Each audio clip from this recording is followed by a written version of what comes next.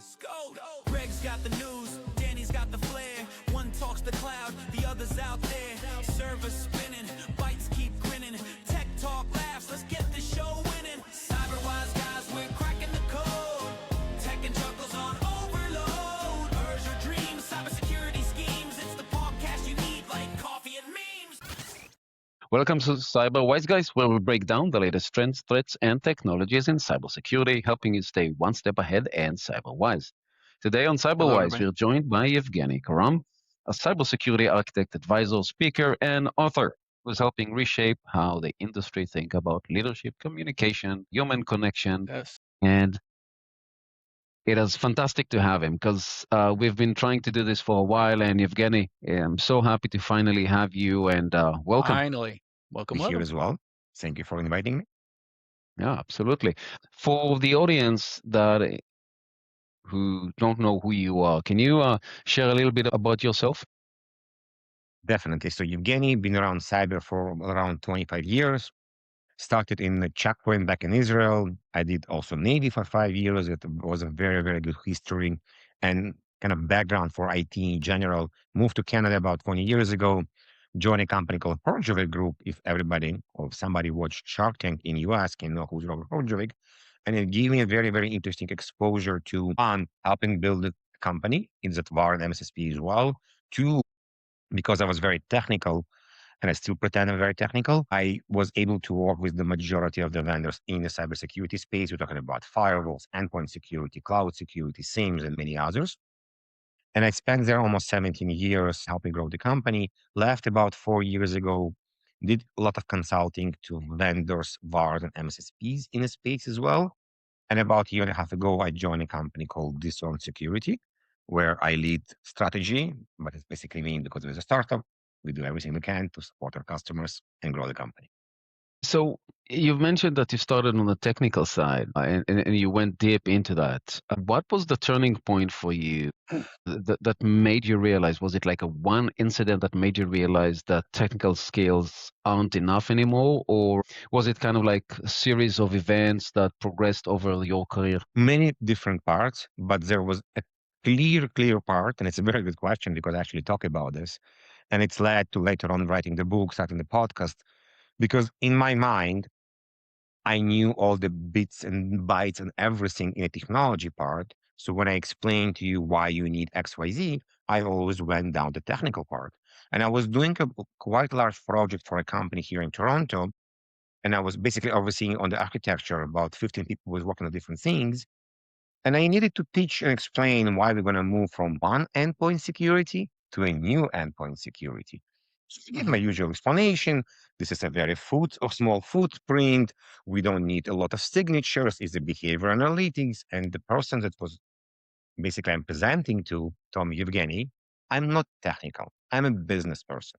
What you're telling to me doesn't kind of hit the correct part, And what I want you to do is actually go home, have a wine, come back in 2 days and talk to me in the language I understand. And this was a pivoting moment. Like what I'm talking is not something he understands. He understands business. He understands money. He understands revenue. So I came back a couple of days ago and I pivoted the language, even though it was quite a big investment. I started to explain about what happened if people are unavailable to work, how much money they could potentially lose, what's going to happen with their data potentially, going to basically create other problems. And this was the pivot moment for me, not to start talking business language, because I think people mistaken on the idea, oh, you have to talk business or technical. No. You need to talk the language that the other person understands. This could be business, this could be technical, this could be marketing, this could be a variety of different languages that you need to combine and understand. And this was for me a pivot moment to understand, what do you want me to convey? How do you want me to explain? Do you actually care about the architecture? Do you care about bits and bytes? Do you care about the overall picture of what we're trying to achieve? Because the higher you go on a stack in a company, the less they care about the bits and bytes or even the technology. Majority of the business leaders cares about an outcome, and they don't care if it's a green light, red light, Semantic, McAfee, CrowdStrike, SentinelOne. Right. Well, I'm curious, Evgeny, what separates somebody, especially a security engineer, who can talk about implementation of technology from one who can actually influence business strategy?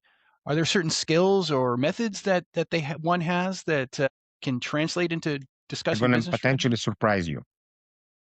Good. Curiosity. How curious you are about other people, other hobbies, and general what's going on. If you can be curious Point. about the technology aspect, but if you don't curious about the business part, golf, racing, sailing, that you will not able to transform your language to the something else. Because if I want to explain to you, because let's think about this. When somebody asks what you do at work, he's like, can you help me with my Windows? Like, no, I don't touch computers. Oh, can you reinstall my antivirus? Like, no, you go home. I don't want to do this. Oh, I heard about the firewall. Can you install? Like, no. So we're not dealing with private home security. We're dealing with enterprise security. And enterprise security is not even small, medium business. We're talking about very complex system.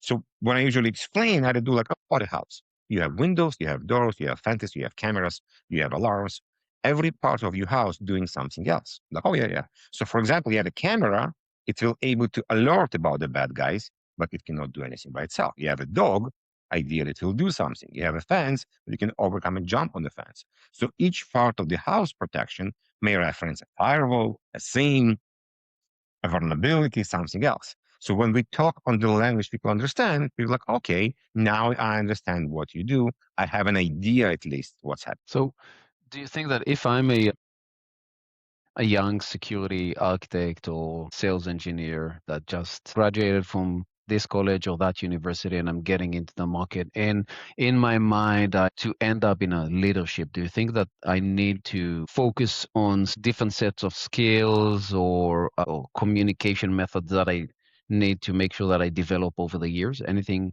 that someone who starts in the field should focus on? Honestly, I think everyone, doesn't matter if you're cyber or not Mhm. cyber, need to focus on the communication part because this helps with life, talking to your spouse, talking to your kids, presenting your ideas, doesn't matter where you are. Because let's think about this. We're kind of trying to distinguish between technical and sales or business. But in reality, we all in sales. Because if you tell your spouse, let's go to eat sushi, and she or he wants to eat steak, you need to sell the idea why you want to eat sushi. If you want to go to do a vacation with your friends in a canoe in a dolphin park, you need to explain and sell the idea why it's going to be a good idea instead of taking her to Caribbean island, for example. If you're going to your manager and ask for another screen, you're selling the idea why another screen will help you to be more productive. So we all, in one way or another, are in sales if we want to or we don't want to. So having communication skills, I think, is fundamental for everything. Unfortunately, a lot of people are hiding behind the screens. And now with AI, it's even easier not to talk to other people because we can talk to AI about our feelings, ideas, or whatever it is. But I do think engineers, if you bring it back to security or IT, need to learn communication. I'm not even talking sales, communication. And the communication will be, I have an idea.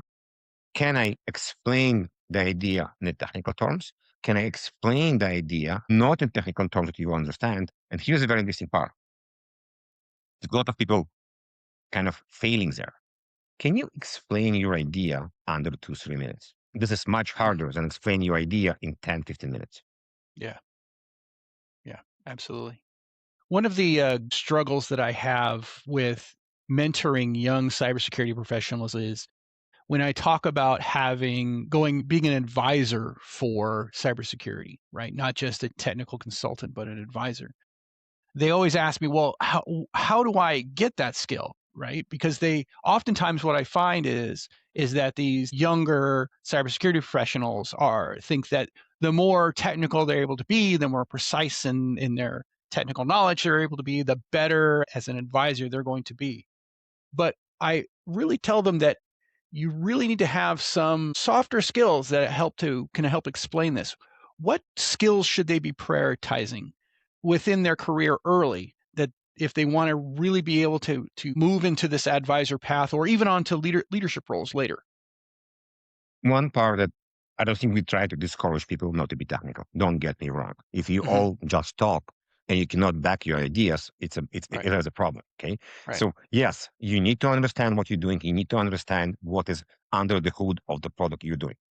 Now, one part, and I kind of mentioned this already, but in different way, I think able to do analogies, metaphors is one skill that people need to learn.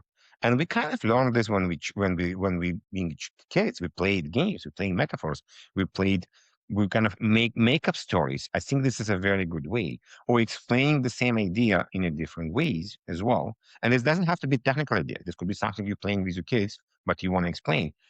To the point, I think it's a very cool way to explain your ideas without saying it. So this is one part. Second part, and this is also I think fundamental, and sorry, it's not one and two, is we all consume information a different way. Some of us more visual, some more audio, some more kinesthetic. Sometimes, and I'm sure people that listen to us right now, when they learn in school or still learning, somebody likes to read, somebody likes to listen, somebody need to write. All do it differently.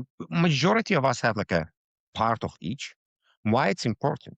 Because when I'm trying to explain to you something, and somebody I say I don't understand, the worst things I can do is explaining you again using the same language. Right. But what if I ask you, Greg, can I explain you differently? Can you guide me? Guide me. What's the best way to explain to you? And you say, oh, yes. Can you show me a picture? Can you show me a PowerPoint? Can you show me the product? Let me play with the product. So this idea of guidance and understanding that people consume information differently, it's also very interesting.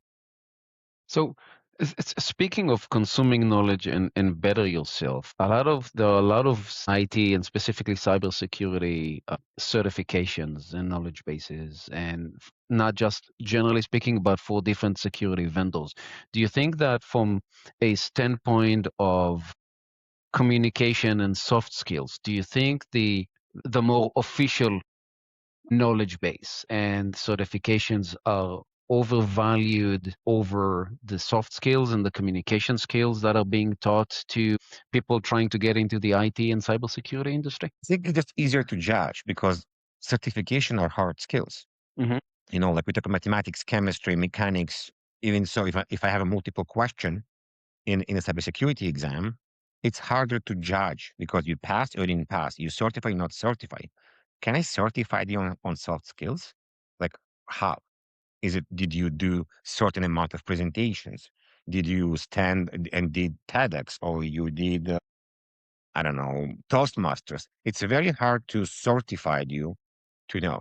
Now, when we do ask a lot, how do you work with the team?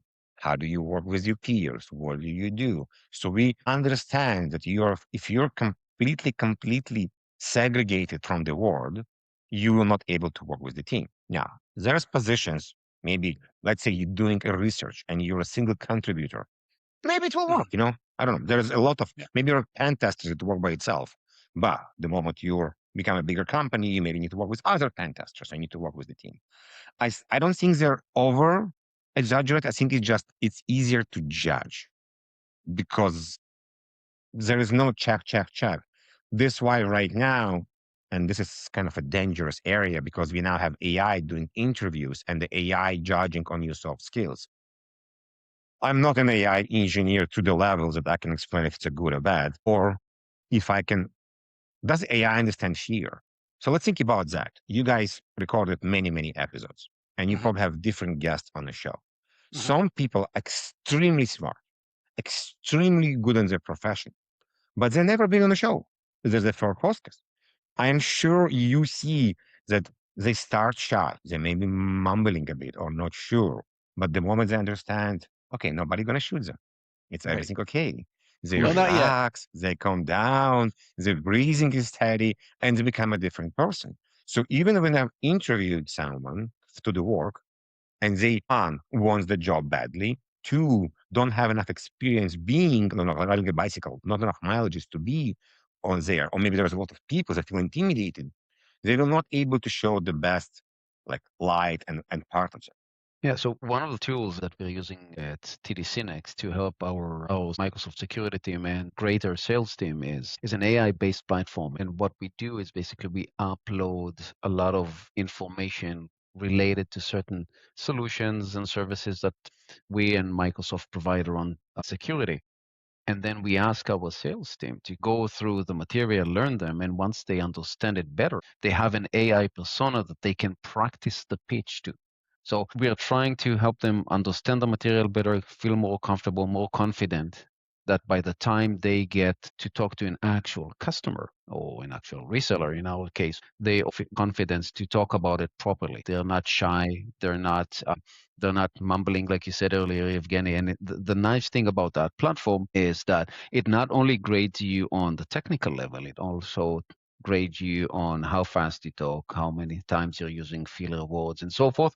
And it's all manageable on the back end, basically grading the results on what you want to achieve. So while AI is frightening, it also gives that added value for sellers or anybody else that wants this. Doesn't have to be a seller, because like you said earlier, Evgeny, we are all sellers in a sense. So it's kind of helping us, our team, as well as our broader Microsoft security team. So this is, I think, the amazing usage of AI for learning. Mm-hmm. Because what you're saying, I'm guessing when I'm learning the information, the AI will provide different feedback to Daniel, to Evgeny, to Greg, depending on who we are. So let's take apart the cyber. We basically use AI for learning and then to score us on how we're doing. And I think it's amazing. What I think we're missing here, and again, I don't know if AI will be able to do it. And in a way, hope not as well, because then we don't need other human being. Would AI help me to become good friends with Greg? Would AI help me to become a good friend with Danny? Because I fundamentally believe, and I'm going to ask you a simple question. How many times you went on a Zoom or team calls with a new person, you close the call, and then after an hour, it's like, who is this person? Did you remember anything about this person? Mm-hmm. You know what I'm talking about? Yeah. Yep. Versus me and you went for lunch, you're going to remember me much more. You're going to have Of more course. information about me. Yeah, and the Okay? reason that you always make me pay, that's why I keep remember. That is absolutely correct. No, but I do love that point, and I think that when you meet someone face to face, it really helps solidify not just a relationship, but the content, the context of that relationship. Yes. So let's go deeper. I am joining a call with Greg, and I want to sell Greg my amazing green cup that I got in Vistaprint, okay? A unique, one of a kind. There is somebody else that joined the call and tried to sell him the same cup from Vistaprint, but it's not green, it's going to be blue. Which cup you Greg would buy, mine or somebody else? I am guessing that if I was able to establish some kind of a personal connection with Greg, a minimal, Greg will give me a bit more time to actually sell the solution. And this come because I don't have this physical time with Greg over lunch to become buddies and share the food. Sharing food is in a culture of many, many cultures and ideas. So the moment we share food, we become more closer. We're not talking only about work, we're talking about other things as well. And another important part when we're doing physical meetings, we not always talk about work because we have time to walk in the boardroom. We have time to walk to the restaurant. We talk about small talks. When we join on Google Teams, whatever it is, we intend to very fast jump to business, besides Right. maybe asking how's the weather, who won yesterday in hockey or basketball. But if we start the communication with something personal, if we understand something else, then we'll create this mini connection. One, Greg may remember Evgeny more, or vice versa. Two, we're now a bit deeper in the conversation. And I don't know if AI will able to do that. So here's an example, okay? There's shit stuff, excuse my French, behind me. They may be interested, maybe not interested. But in a way, you may ask, oh, Evgeny, this is your book behind you. Oh, this is a Hardy, this is from your kids, or something else. So it's a hooks that potentially can hook you to ask me a question. Yeah. I call it a reverse hook. You may have something behind you background. I can ask you a question as well. So we help us each other to break the ice and start the conversation. Now, I have this stuff behind me because this is I like those. You know, that's part of me. There's a photo that I took. There's many other parts, and this is hard to teach. This is hard to teach. You mentioned the book behind you, and on our first season, on the first episode of this season, our guest speaker was Sunil Yu, the creator of the cyber defense. Yeah, perfect. The cyber defense matrix. He came to Toronto a couple of times. Yeah, no, Sunil. I have the book as well somewhere. If I look around, signed as well. And we spoke to him about not just the cyber defense matrix, but about mental models in general. And so, what, in your opinion, what framework or mental model help bridge the security matrix and the business value conversation? Is there something, is it just let's work on our communication skills about storytelling, or is there like matrix or mental model that you would use or you would recommend for technical people that want to make the transition, or not necessarily make the transition, but become better communicators? I have a presentation or speech called Why Smart People Cannot Sell Their Ideas.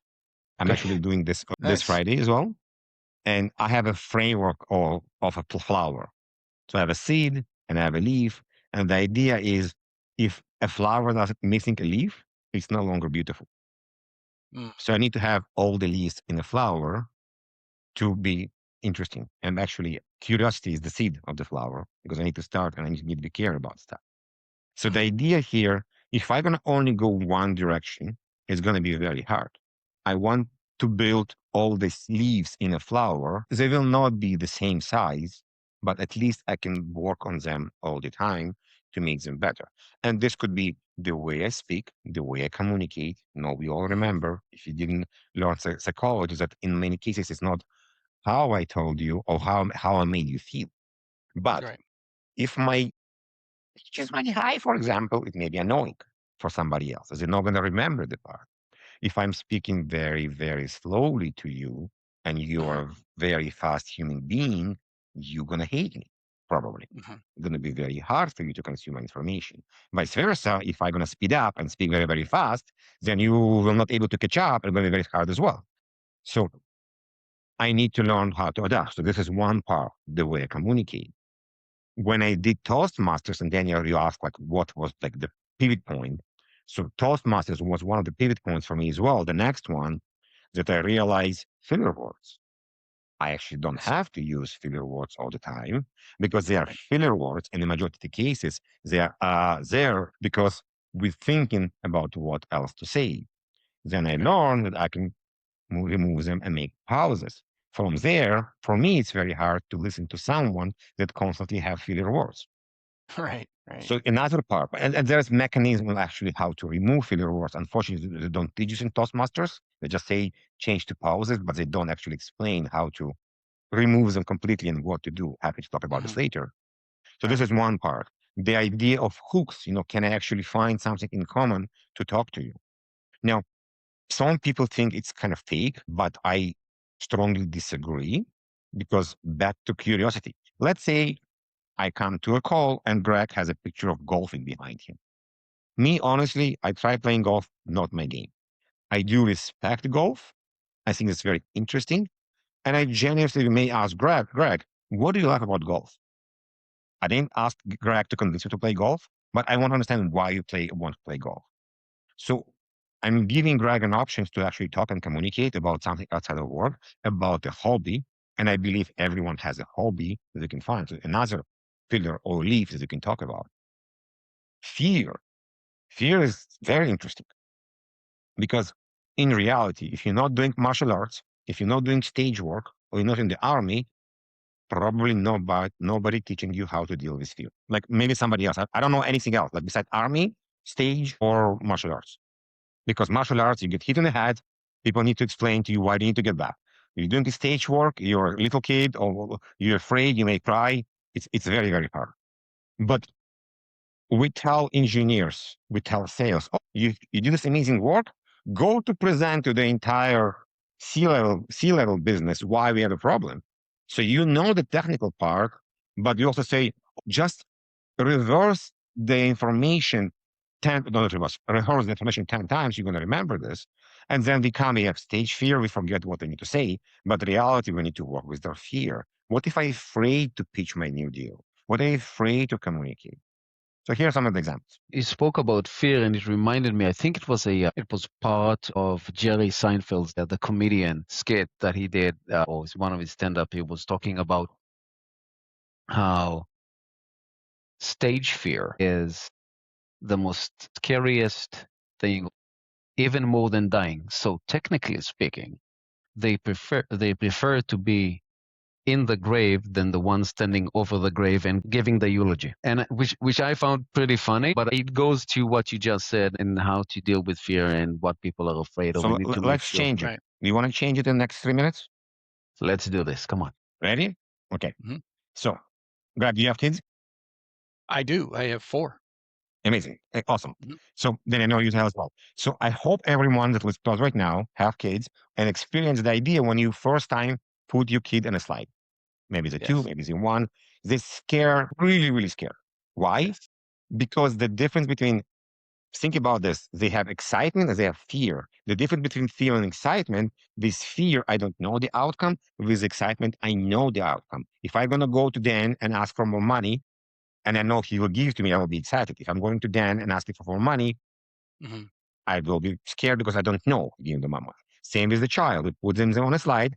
The moment they overcome the fear and going down the slide, now the fear is changed to excitement. Why? Because they know the outcome. And then they're going to again, and nobody wants to go home. Why am I mentioning this? Because in many cases, the fear and excitement is very, very, very close. And we can actually transition our mental mode from fear to excitement. For example, I tell Greg, can you please explain to me about Microsoft, blah, blah, blah. Mhm. Yeah. Can you do it tomorrow to 5 people? Yes. Can you do it the day after tomorrow to 500 people? Maybe. Now you're a bit more scared. Why? Right. You know the information, but the stakes are bigger. So are you excited or you scared? You can actually transition this mental mode to excitement because the stakes are bigger. The audience is new. So actually deep inside, you are excited. You want to do this, but you're scared because of the outcome. And if you were able to understand that deep inside you actually excited, now something changed. I tell you 5,000, even higher, higher. The same speech. Does this make sense? Yes. So now Yes, we take the absolutely. fear stage and understand we actually excited because we care. Because if you Right. didn't care, think about that. If you didn't give about what you're doing, you will go 100%. No, but if you care about the people, if you care about the outcome, because you want to do a good job, this is why sometimes we can't present, and after 10 minutes, we felt like we run a marathon because we're so Right. exhausted. Right. I think one of the things that I've taught not only my children but those who I'm mentoring early in their careers is what bravery is, right? There's this misconception that brave people are not afraid, and that's absolutely not true. Brave people are afraid a lot.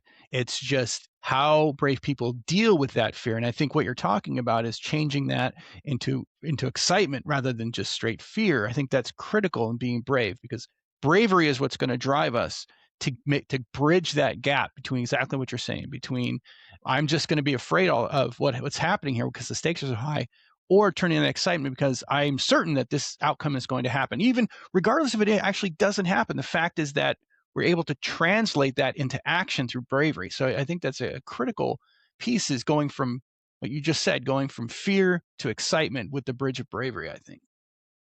So I want to flip from the presenter side to the recipient side. And the reason being is we spoke about how to change fear into excitement when you're talking and when you're presenting an idea or a concept or a solution.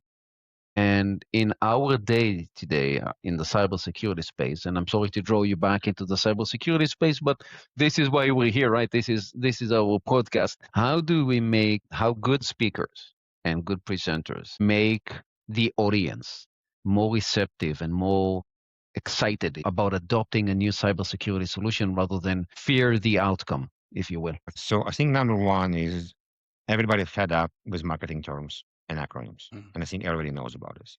So when you talk about your solution, don't try to say best, first, the only one. Try to use some kind of interesting methodology. So for example, when I talk about this on security, I say we help companies with proactive security, but it doesn't actually mean anything I need to explain more. So we help companies practice security. We help them to tune the controls of their endpoint security, email, Microsoft security. So I'm going to give more explanation and details in many. Because if I have time, don't forget, I don't have time. I maybe have 30 seconds to explain what we do. This is one part. We really need to go down to earth to explain what we do without all the blah, blah acronyms. Two, I'll go back to guidance, because if I have amount of time and ask, hey, I can show you a presentation, I can show you a demo, or I can do something else. So I give them guardrails to what you can do, what we can do, and then let them choose what they want to do. If they have no idea, they may tell us, hey, just run whatever you want to do. Or, for example, I'll tell them, hey, I'm going to show you 2 slides, and then I'm going to go to the demo because the demo is very visible. So listening to the audience, listening to what people want to say, don't use too much jargon, and understand what is the customer pain point as well. Now, unfortunately, many people jump on a call and they spend 7 minutes asking people questions. So it's fell back like interrogation a bit. Instead of starting to show, hey, Mr. Customers, so my solution is XYZ, and we usually work with endpoint security. What do you use basically? Are you a Microsoft shop? Are you a CrowdStrike shop? Oh, okay, thank you very much. And beside this, we can also connect to email security. And in email security, we do API. Are you a Microsoft shop or Proofpoint shop? So you kind of sprinkle your questions across the conversation, and you don't feel the customer feel like do, even before you explain what you do. Right. Yeah, nobody wants to be treated like they're just some target in which to achieve a sales goal. And I find that many of the most technical people I know that struggle a little bit with those communication skills tend to lean on the jargon a lot. And that is really to their detriment because they have a lot of insight technically to give. It's just that if they would just relax, with trying to hit all the jargon points that we hear during our team meetings or whatever it is we're hearing in our corporate organization, and just explain in the context of the environment of the customer, their communication would go so much more would unfold so much more naturally, and then that advisor role or the discovery portion would be so much less fraught with I'm using the wrong jargon term or trying to fit the discussion into this little box so that they can better brag about the idea of how they're using the jargon in that way. I want to add something here because you kind of pointed an interesting part. You mentioned technical. We have this idea that gladly, steadily moving away. The engineer, the sales engineer, is not a demo monkey anymore. It used to be a demo monkey. Excuse me, but it is a Greg, Evgeniy, show the demo, shut up, don't say anything, go away. Okay? Yep. Do your shit. But stuff changed. This was actually one of the inspiration for the book as well, because this communication between the sales professional and the sales engineer is now very important. Because if the sales engineer and sales professional can kind of pass the ball to each other in a very easy way, there are certain questions that the sales engineer can ask, and the customer will not feel as somebody trying to sell it. Because if a sales engineer doing something, oh, by the way, just to make sure I need my demo to answer your needs, what do you guys use? I can demo then on the technology that related to you. This from the engineer sounds completely normal because the customers will feel he wants to show something that's related to them. If the salesperson asks, they may feel like, oh, you want to fetch more information because you want to sell me something. Guess what? Everybody want to sell you something. In the end, I really hope they're trying to sell you what you need and not just what people are trying to, because I am in a big believer to sell the companies what they need and not what people are trying to sell all the time. Exactly. So, speaking of what the customer need or an organization that you're trying to sell to need, one of the recurring theme we had over I would say the 2.5 seasons that we went through now, middle of season 3, is the moving away from a lot of different cybersecurity tools into a more consolidated platform. What is your take on it? Because from a technology standpoint, and then someone who actually went ahead and presented and had conversations with executives. There's the technical part and there's the business part here as well. Let's start with the technical part and then talk about the business. With the technical part, in reality, not to when they're talking about it, selling the entire platform, has a very good communication connection in the platform.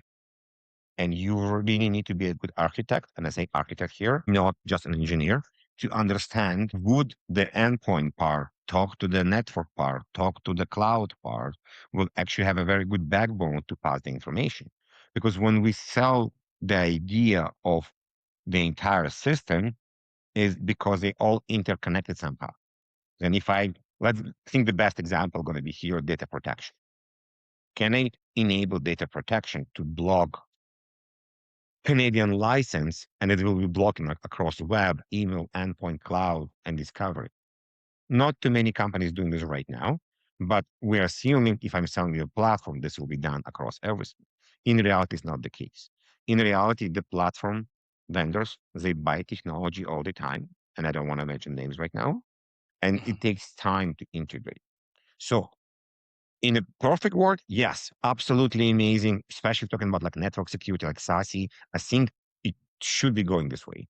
Is it actually working this way? Very big question. You need to understand and put all the ducks in a row. Now, on the flip side, the dedicated solutions that can do one or two things, they're the ones that always trying to change the status quo. So let's do a perfect example. AI's network security. So we're talking about the vendors, and I want to specify because there's a lot of confusion, that basically one of the use cases when you talk to LLMs, they're able to understand what you do and potentially block the information or execute the information and do something with it.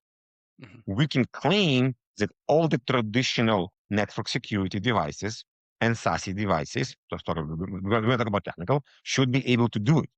But they're not fully there. And we have literally a couple of trucks of vendors that do this solution right now. RSA, more than 50 vendors doing AI network security. They probably a bit better than the traditional, or much more better. It will take time. The big vendor going to buy them and hope incorporate them. But meanwhile, the point solutions will probably do a better job to do something. You know. So what would be, in your mind, the real cost for the business between choosing point solutions compared to more holistic solution? And again, not to mention any vendors here. If you asking me if I will have my own large enterprise business, I will spend time to actually understand exactly what are we buying, why are we buying this, what is the problem is trying to solve, and does it solve the problem in the way we want, not in the way the vendor is want. And if this particular solution hit all the marks, then I will buy a solution that has everything. So is there a difference when you're thinking on a well-architected security? What would that look in practice when any organization in the cybersecurity space have 30, 40, 50 different solutions today? In your mind, what would a well-architected solution or look like? Explain. So first of all, one part, we're not reinventing the wheel completely. Even 15 years ago, Symantec, McAfee's been around and they positioned themselves as a platform. Okay.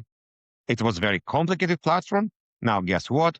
I mentioned Symantec and McAfee because they're no longer key players. That's why I'm okay to mention them. Right now, we have new players that are positioning them as a platform. And for me, the important part will be the management plane. When I say a platform, do I have a centralized management where I can manage all this octopus of the solutions from one place? Or maybe have a management that can talk to other part of the management. If we take some of the leading firewall vendors and we go back in history, majority of them started as a single firewall and later on added management. Then they added management, then they realized everybody moving to SaaS, they put the management in the SaaS. Right now, 99% of the new vendors have a management in the cloud. SaaS. We're not doing on-prem. Maybe besides it's like a DoD, I think very, very precise.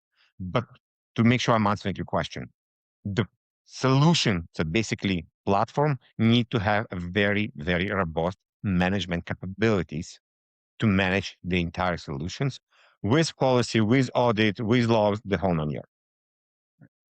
I think that's critical, as that's been my experience too, is that with all of these different point solutions, or even with a single platform, losing management and visibility and control is always a discussion that I enter into with my customers. Is how do we keep this under control? How do we manage this effectively? That it always boils down to what's the best practices here, because we're afraid of losing touch with all of these security services or these different solutions that we have, because there's so much going on. So I think it's critical that we definitely explain that. For me, my position, explain how to keep all this management, all this this control in one centralized place, so it doesn't get out of hand. You've mentioned AI, and we kind of touch about this. So where do you feel humans can become more relevant or more important to the organization in this era of AI? Overall thinking, overall methodology, overall framework, we need to guide AI. We need to create the playbooks, or at least guide AI where to go. So if you take a SOC, for example, if you take tier 1, tier 2, tier 3, in majority of the SOCs, tier 1 security operations center, they are basically working by a playbook. They almost have no kind of creativity there. They need to follow the playbook. So this, for example, will probably eventually be replaced by AI. In some cases, people claim already replaced, where we can follow playbooks. But someone need to create the playbook or teach the AI to create new playbooks. So guidance, creativity, new frameworks, this is the humans were still able to do and should be doing as well. We always talk about human innovation, and it is important. I do believe that AI will be able to do some remediations as well if we have approved playbooks. We're still kind of afraid. And so this is kind of the examples. Do you feel like organizations are moving too quickly with adopting different AI applications or in platforms and not thinking about the security implications? This is a repeating process. We invent something, we're doing something, and then we realize there is a security problem. If you look on history of DNS, email, everything we started, oh my God, we can do that. Oh shit, there's a security implication. And so, yeah, the innovation will always be there, and then we realize there's a security problem. So maybe final question, Evgeny, to wrap this up. If you could recommend people that are getting into the cybersecurity space out of college to look at and to do on top of the formal education, what would that be? I'm going to go back to basics. You need to understand how internet is working. You need to understand how DNS is working. You need to understand, I'm not talking to understand the entire HTTP protocol, but you need to understand the major protocols. You need to understand how internet is actually working. Because if you don't understand how internet is working, guess what? Eventually you will have a problem. Now, if you're not going to be technical, different part. We have a lot of different cybersecurity. But if you want to be technical, you need to understand networking, basic networking, routing, switching. You need to understand how internet is actually working. How do you get from opening your laptop to a website in the internet or vice versa? And unfortunately, after 4 years of education, when I ask someone, guide me on DNS or DHCP, I hear. That's unfortunate. Well, thank you very much, Evgeny, for your Thanks, time today and your insight. And I hope we could do that again in the future. And thank you for our listeners to tuning into Cyber Wise Guys. And don't forget to hit that subscribe button. Until next Thank you time, very stay much. vigilant, stay informed, and stay cyber wise. Bye, everybody. Let's go.